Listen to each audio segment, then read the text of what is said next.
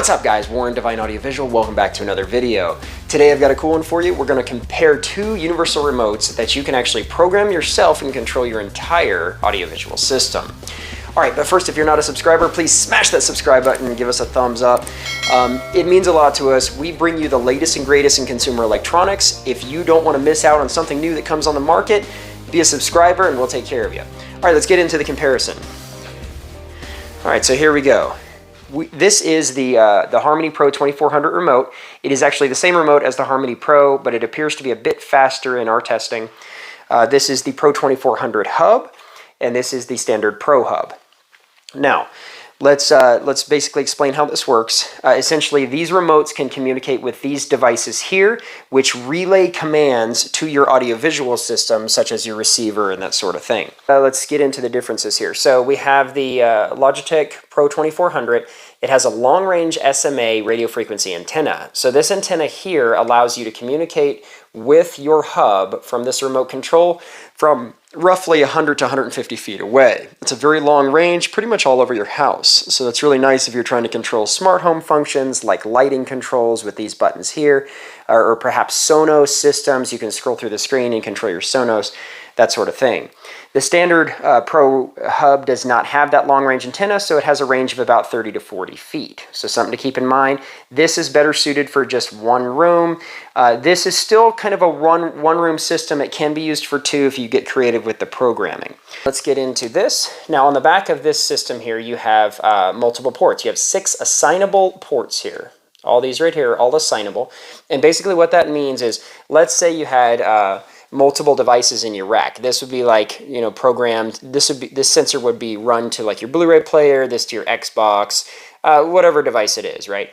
And when you send commands here, it'll send an individual, assigned infrared signal to each device to control those independent devices. It also does have a blaster, which blasts from the top, and that can hit components as well.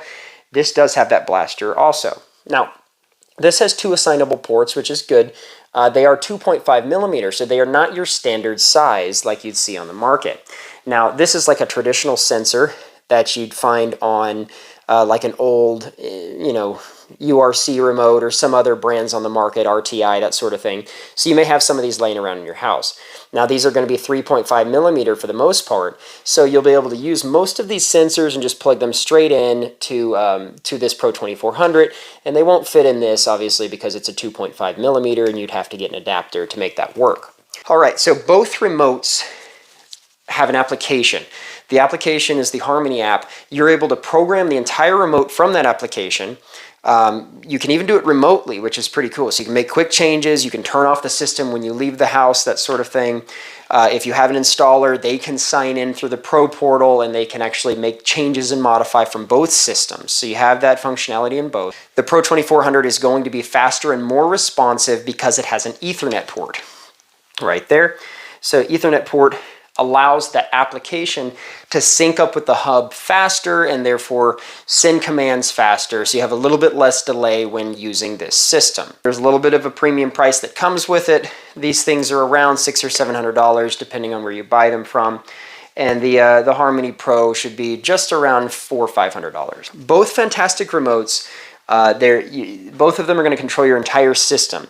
These remotes are better than some of the other remotes on the market, in my opinion, because they have Bluetooth control, they have Wi-Fi control, and they have radio frequency. So they're able to basically control anything that you can think of. Like your Xbox, for example, you don't need to use the Xbox controller. This remote can control every aspect of that Xbox. So extremely cool. It's pretty hard to find a device that does not work with these Harmony systems. After it initializes, it will connect to the Harmony servers to get ready to do your programming. Checks for a firmware update.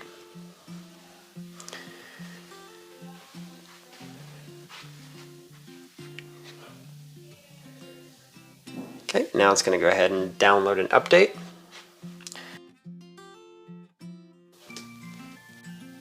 Alright, and then it takes you to this screen here. Okay, so what you want to do is in the upper right hand corner, you want to hit that little right arrow. Once you hit that, you hit Set New or Copy Existing. If you're basically replacing your old Harmony remote, With the new Pro-2400, you can hit copy existing. If you're setting up new, do what we're going to do here, which is set up new. It's going to automatically find devices that are on your network. I'm going to go ahead and uncheck that because I don't really like to go off of the IP. I think it can be a little bit less reliable than just using standard infrared. So let's hit skip on this. Alright, so the first thing I'm going to do is add your devices. In this particular room, I have 3 devices. First thing I'm going to add is my projector. So I type in Epson, which is my projector, and then I type in my model number, which this particular model number is the Home Cinema 3700. So I'm just going to type in 3700, hit add, and if it doesn't find it, sometimes it'll find it just off that model number. You can hit the back button, and then you can type in the full name.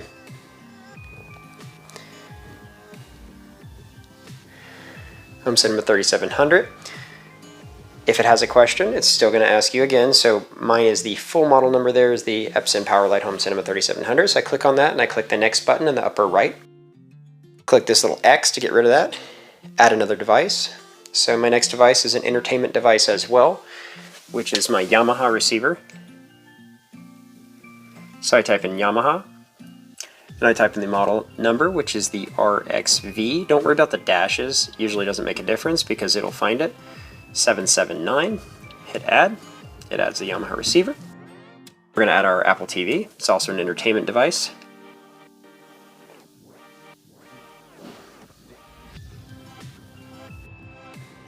Apple, and it's an Apple TV, and this is a Gen 2.3. Hit next again. Alright, so we've added all of our devices there. This client also has a PS4, so let's go ahead and add that. Oh, no, sorry, doesn't have a PS4, he has a PS2.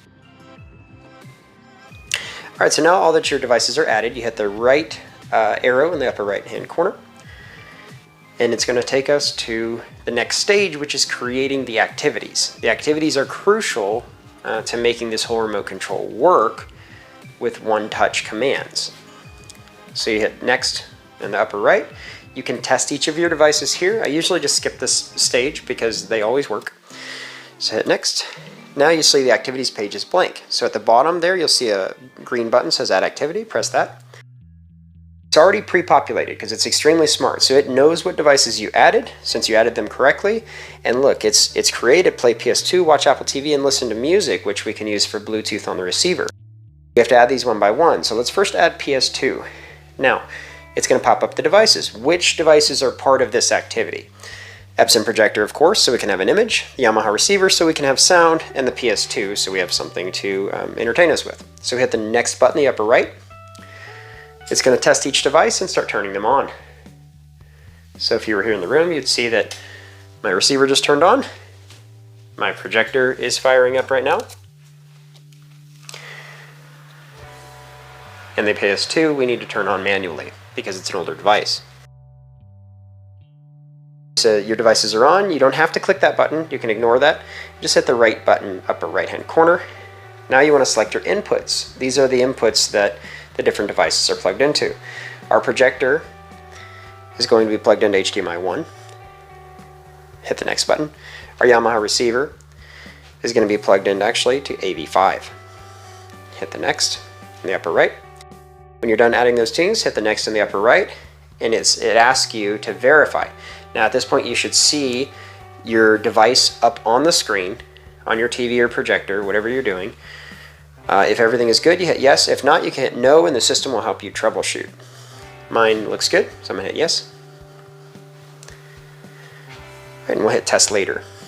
You don't really need to hit test now. If you do, it'll shut down the whole system, which is a little bit annoying with a projector because it can take some time to boot back up. So I usually hit no so I can move on to my next activity. Alright, so hit add activity, watch Apple TV, Epson projector, everything's good. It's not going to turn anything off, it'll just basically verify that everything's on. Hit the next button again. It's already pre-populated that Epson projector is still on 1, which is the case here. The Yamaha receiver, this is the input that the Apple TV is actually plugged into the Yamaha receiver, so mine's in HDMI 1. Click that and I hit next. Next one more time, and you hit yes. And then it wants to activate the Bluetooth capabilities of the Apple TV. It'll automatically, once it pairs via Bluetooth, it'll automatically do what it just did. You can see that it immediately started moving on in the process. So this is great for devices that it's not going to control over infrared.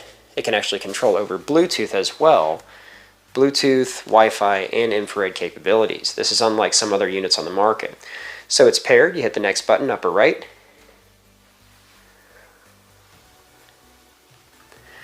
And then you can hit test later once again. Okay, so we've added both of our activities. We could add another one.